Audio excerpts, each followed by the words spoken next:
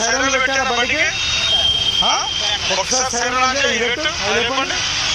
ఒకసారి సైరన్ అంటే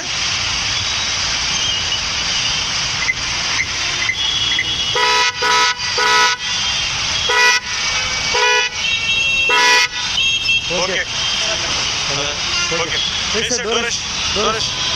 దూరండి. ఇప్పుడు నెంబర్ ప్లేట్ గమనించారా మీరు?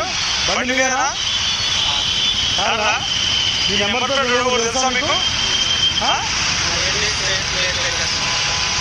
ఇది పెట్టకూడదు. ఎంతకాలం నుంచి పెట్టారు మీరు?